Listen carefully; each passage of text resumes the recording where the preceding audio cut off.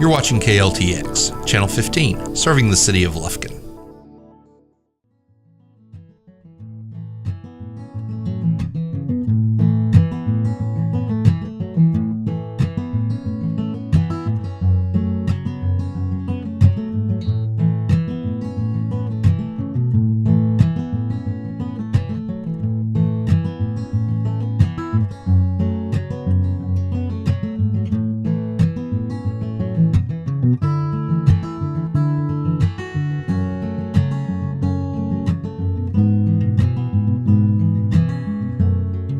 Hello everyone. Welcome to the March edition of Forest Country Gardening. My name is Elaine Cameron and I'm an Angelina County Master Gardener. Earlier we talked with Dr. Joe Masabni, fruit and vegetable specialist at the Texas A&M Agrilife Research and Extension Center in Overton. Dr. Masabni gave us tips on how to have a successful tomato crop in our home gardens. Welcome, Dr. Masabni. Thank you very much. Glad to be here. Glad to have you with us on Forest Country Gardening today. So, tomatoes are the most popular vegetable in home gardens. Is that correct? That is true, not just in the U.S., but worldwide. Oh, that's interesting. So, if someone were a home gardener, wanted to plant their very first tomato, what do they need to know? There's a lot to know. As a beginner, first thing I'll advise them to start with a cherry tomato, because they're more forgiving. They can take a lot of mistakes and still produce enough to get the person get hooked on and enjoy plenty of cherries, fruits to eat. Definitely not an heirloom, because it's difficult and hard, and then they'll grow it and not even get one fruit or one or two fruit. It's not worth it. So that's the best advice. Of course, soil preparation, take caring and all this, there's a lot to learn. But we have on Aggie Horticulture good information to read for the beginning gardener. On Aggie Horticulture, we have a website, and one of them is on tomatoes, and it's a great first step to learn the basics on tomato gardening. And there are sheets on just about every vegetable you'd want to grow there. Exactly. So simply go to your search engine and type in Aggie Horticulture, and you'll get to that page, and then I believe you select home. There's vegetable resources, one of the options, and in that there's home or commercial. So go to the home link and you'll see, like you said, a fact sheet for lots of the vegetables we grow in Texas. Right. So it will basically give you everything you need to know about a specific vegetable. That's right. Right.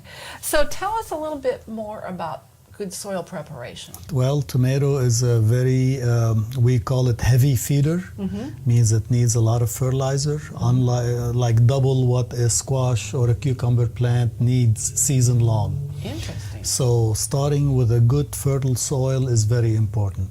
Lots of compost, good rich soil, well drained. The easiest for a beginner is build a raised bed and fill it with good compost, and that's a great start. If you want to plant it in your own garden, make sure there's no weeds. Add a lot of compost, get a soil test before you even buy the plants. Exactly. Because soil is 50% of the success of the plant, and you feed the soil with the compost and the fertilizer, and then the soil feeds the plant.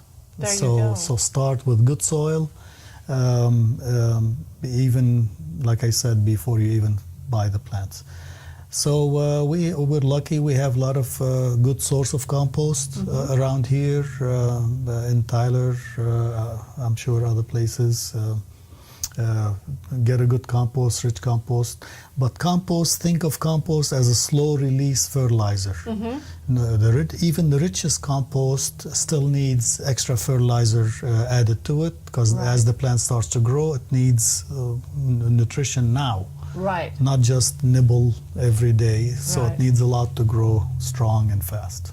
It is essential to get a soil test. Absolutely. I've learned that. Absolutely. Good soil test, no weeds, no stones, good drainage, set up your irrigation in advance. And the ideal soil is if you don't even have to use a hoe, a tool. If you can just with your hand dig a hole and opening, you know you have the best, soft, ready to plant soil.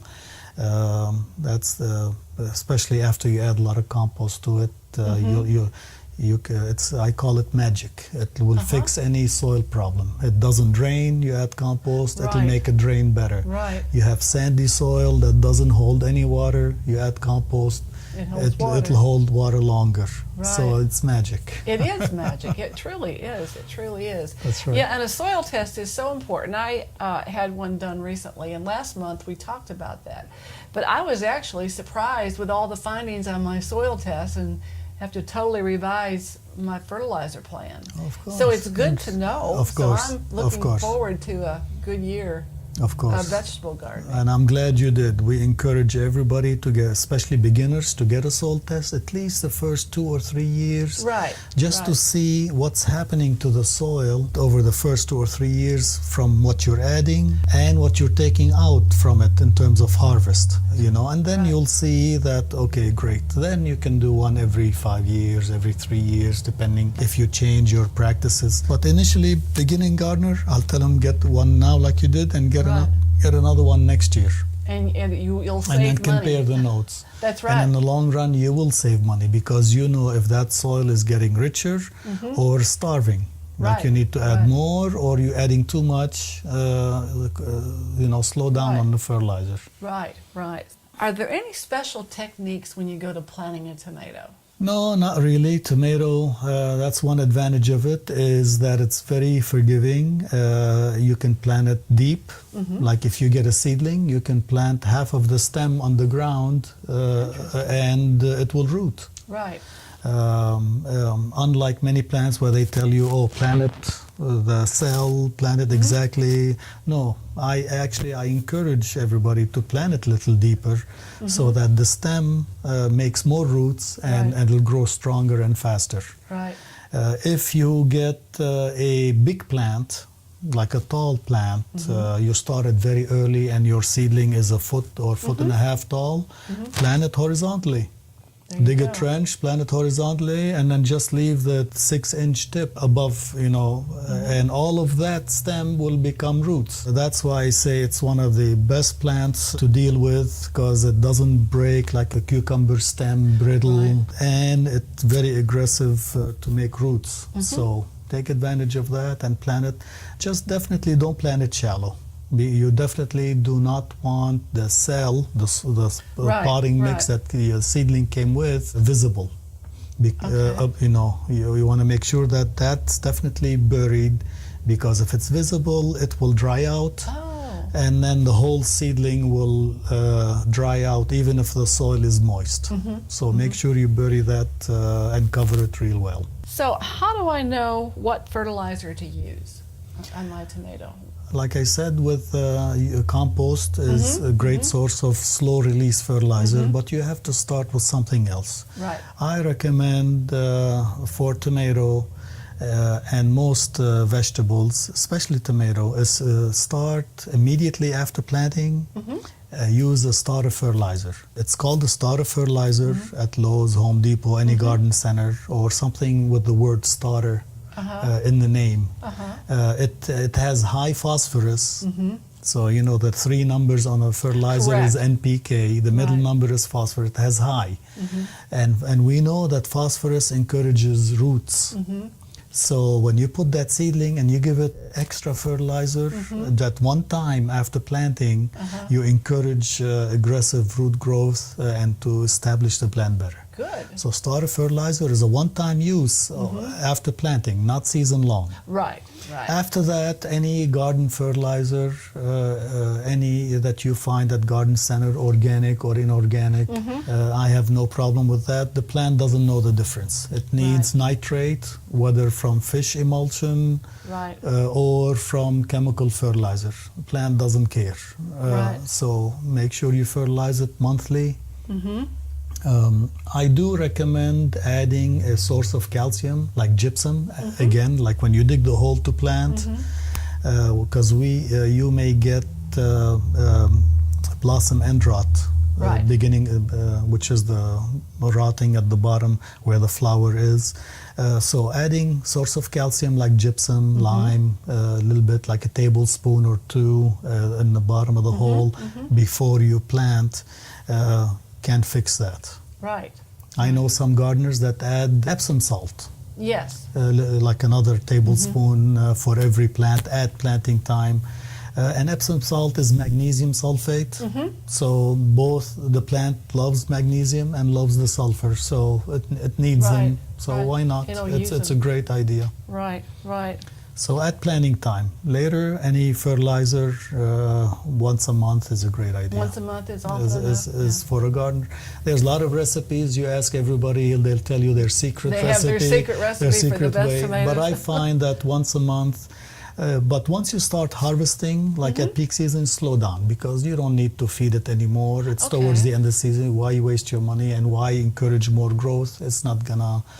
The flowers that it's making are not gonna set in July or August. Right. So save money and just let it focus on harvesting and good quality fruit.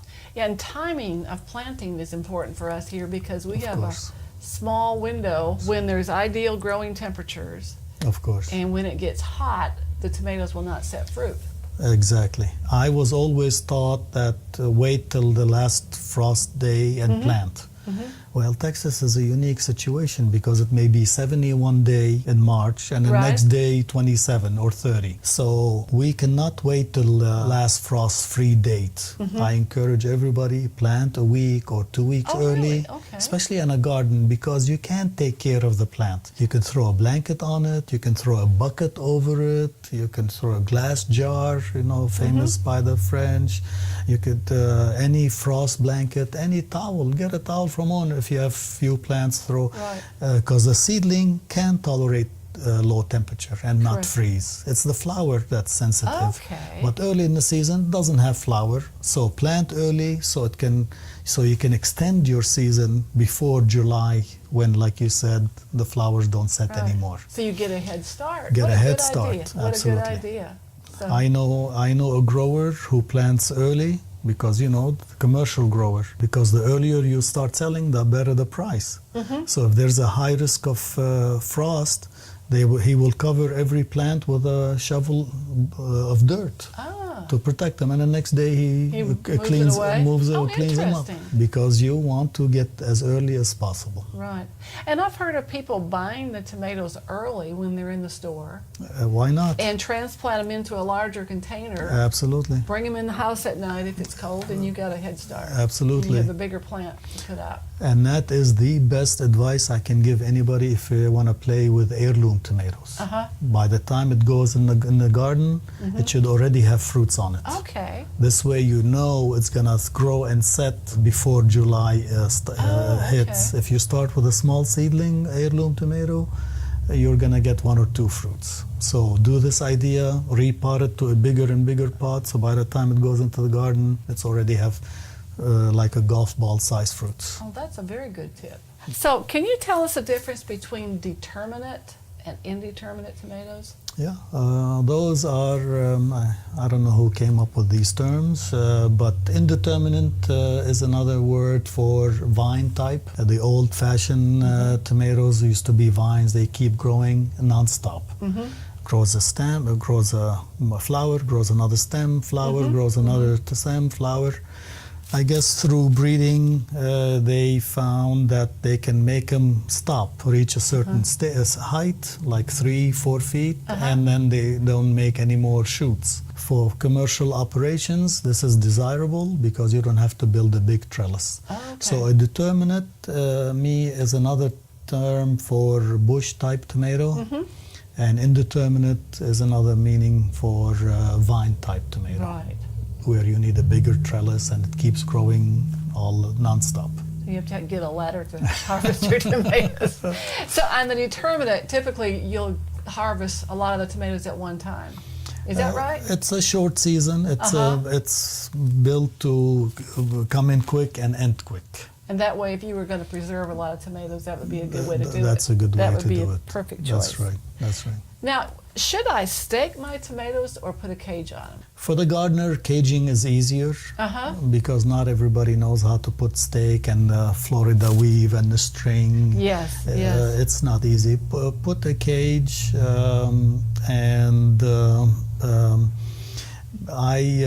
my cages are triangular instead of a circle because at the end of the season I can fold them and they take less space in the garage where I store them. Right. So kind of make your own custom, get a cattle panel, cut pieces and put zip ties to put them together. Nice. And it's flexible and it's easier. The plant doesn't care if it's rectangle or square or circle. Sure. It just needs support. Yeah. Whatever you do, the plant cage or stake or panels just needs support because vine or bush type tomatoes they cannot stand up on their own. Right. They need support. Yeah, the flat side is a good idea. It'd be a lot easier to do the round. It's difficult to work with. Yeah. Exactly. Good idea. And when you're done, fold them and easier to store. Now, how much water do tomatoes need? In general, we say the garden needs an inch of rain a week. An inch of rain is 2/3 of a gallon per square foot. Okay. Okay, and so what initially, so you do the math, how big your garden is. 4 by 8 raised bed, 32, 2/3 is about 18, about 20 gallons. So you figure out how much your flow is. Let's say from your garden hose 3 gallons a minute, you need 20 gallons. Well, that's 6 minutes. Okay, so good. If you water by hand, which a lot of gardeners like to do, wet your raised bed 6 minutes, make sure it's wet. That's initially. There's not really a cookbook recipe I can tell you, depending on the season, depending on the soil. Initially, you want to water frequently, but a little bit, because the roots are shallow. Right. But as the plants get bigger, you need to switch to longer watering time so that the water soaks in and cover the whole depth of your raised bed where the roots are. So, for example, in my garden, I start with 3-4 times a week with 5 minutes just to wet the surface as the plants get. Sometimes it's 5 minutes with my drip irrigation in the morning and 5 minutes in the afternoon in June when it's really hot and the plants are big and they need a lot of water. Yeah. So there are water meter, soil moisture meter that the garden centers sell. Buy one. That's not a toy. You know, not like the $5 one. I call that a toy. Okay. Spend $10, $20. Get a good one, and that will tell you if the soil that's deep 6 inches is moist or not. Okay. You know, ignore the soil surface when the plants are established because that's not where the roots are. It can be bone dry. Don't look at the soil surface and looks bone dry. Roots are 6 inch deep, 8 inch deep. Okay, that's where water should be. And I know even moisture is important for tomatoes because if it's uneven, you can have cracking, blossom end rot. Absolutely, that's very, very true. Very true. Right. You can have all the calcium in the world, but if there's not enough water to give the calcium into the plant, you will still have blossom end rot. Right. If you don't water regularly, evenly. Exactly. Right. Yeah, and a raised bed is really important for tomatoes. I remember one year we had a lot of rain in June, and then immediately it got hot. And my neighbor, who was a wonderful gardener, but gardened on ground level, his tomatoes literally cooked to death. And mine survived. Yes. And he was a much better gardener than mine. But mine survived because they were a raised bed where the water had drained away. So that's the balance we need. We have to deal with vegetable. They need water. but they don't like wet feet. They Right. don't like standing in water Right. for too long. Right. So you need great soil, they need water regularly, but they cannot drown. Right. And that's what probably happened to your neighbor, is Right. that the root drowned and or weakened, partial drowning, and then the plant could never recovered and stayed smaller, Right. and yours grew Right. faster. Right. And with all the rain we've had this year, raised beds are absolutely essential. Yes, There's yes. no other way to do it. That's right. Right. Now, what about beneficial insects? Can we plant anything around our tomatoes to attract them? Yeah, if you like flowers, sweet alyssum attracts aphids, and aphids attracts lady beetles. So I recommend to anybody who buys lady beetles as beneficial predators to release in the garden. If they want to do that, definitely plant flowers around them, especially sweet alyssum, because it attracts a lot of aphids. And then maybe the aphids will prefer the sweet alyssum over the They'll tomato stay plant. Another good combination is sunflower next to the tomatoes, because that attracts the sting bugs. So that's not a beneficial insect, but you distract the sting bugs to go to the sunflower Right. more than they would rather go to the tomato plants. And you call that a trap crop, I believe. Trap crop, correct. Right. And commercial growers use that technique Oh, as absolutely, well. Right. absolutely. Right. Yeah, I planted a lot of herbs and blossoming things around my vegetables last year. I could definitely tell a difference. And don't spray any insecticide. Let them get all the bugs they can. This way they Yes. distract you from your real crop. It really, I think it really is Yeah. beneficial to think about what you have planted there. Another trap crop, and that's eggplant. Plant a white eggplant next to your as a trap crop because it will attract the potato leaf bug, potato beetle. Potato beetle. They prefer the white eggplant versus the purple eggplant, and as a trap crop. So your purple will be good to eat, and Yeah, you can absolutely. just sacrifice the white ones. Well, just plant a couple as a sacrificial plant. Interesting, interesting. Yeah, I love that. And I was able to garden last year, had a great harvest, Yeah. without having to use very much insecticide. I think one application of 7 dust on my eggplants. Yep. And then I waited, and it seemed like the predator insects took Yeah. care of some of those things. And I mentioned earlier, I advise everybody to go early in the garden, plant early. Another advantage of planting early is that you may win the race against the insect. Yes. Because insect will hatch regularly with the weather. So if you plant early and start harvesting before they are a serious problem, you won the race Yes. without having to spray anything. Yes. Yes. You know. Yeah, and squash. I had typically had a lot of trouble with squash vine borers, and last year I planted much earlier. You see? Greg Grant had advised that. See? Plant your squash early, Yeah. and you beat the squash vine borers. Absolutely. That's a perfect example. Yeah, exactly, exactly. Yeah, vegetable gardening is very rewarding. It really is. I mean, It's the best exercise for us old people. It is, and the vegetables are so much more tasty. And, Yes. And you know, I don't have a very big garden, but I have a goal of having something fresh on our plate most of the year. Okay. You know, and that's one advantage of East Texas. We can garden It can almost be all done. year round. We You can have can. something fresh just about all year round. Right now at Overton in my small garden, I have 5-6 varieties of bok choy, Asian vegetables. I have kale, I have Swiss chard. I mean, the garden bed should never be empty. That's right. Because you can have something growing in it at one time. I planted garlic, I planted bulbs, I planted onion sets. So you should always be doing something. That's the advantage of garden. where we live. Yes. We can garden year round. That's right. Right.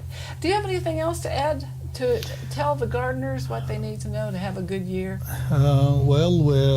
Every county has an extension office and an ag or hort agent. Don't hesitate to call them for advice. We are here to serve and help, and we love our job. And what the county agent can't answer, and I don't expect them to know everything about everything. Nobody does. They will contact specialists like myself, and we will take care of their needs. Well, that's good to know. That's good to Yes, know. ma'am. And I also saw online you have a program called Tomatoes 101. Yes. It's an introductory course, online course we developed years ago. I would love to update it, but it's gaining, it gets frequent attention. It's cheap, it's a self-paced course. You learn the basics of tomato and how to grow them. Kind of like what we talked today, but for a small fee and online. That's great. That's great. Well, thank you, Dr. Masabni, My pleasure. for joining Thank you. us today. Thank you for having me. Be sure to mark your calendar for these upcoming events. Tomato grafting, a hands-on class, will be held at 12 noon, Tuesday, March 19 at the Farmers Market Greenhouse. Tomato grafting allows gardeners to graft heirloom tomatoes onto disease-resistant rootstock. Master Gardener Marlo Schubert will teach this class. Space is limited, so call 936-634-6414 to reserve your space. There will be a $5 fee to cover supplies. Angelina Master Gardener's Spring Plant Sale will be held on Saturday, March 30, 8 a.m. at Angelina Farmers Market. We will have the largest selection of Texas tough plants ever. Proceeds fund scholarships and educational projects of the Master Gardeners. Plant lists will be posted on Angelina County Master Gardener Facebook page in late March. Hope to see you there. Thank you for watching Forest Country Gardening. Until next time, this is Elaine Cameron wishing you happy gardening.